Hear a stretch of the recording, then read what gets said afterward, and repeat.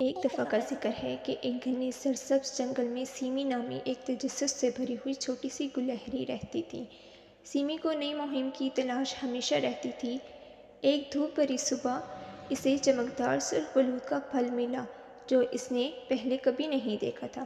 خوشی سے سیمی نے چمکتے ہوئے کنکروں کے ایک راستے کا پیچھا کیا جو اسے ایک چھپی ہوئی جادوئی جگہ تک لے گیا۔ وہاں اس کی ملاقات ایک دانا پرانے الو اولیور سے ہوئی جس نے سیمی کو بتایا کہ سرخ بلوط کا پھل ہمت کا تحفہ ہے۔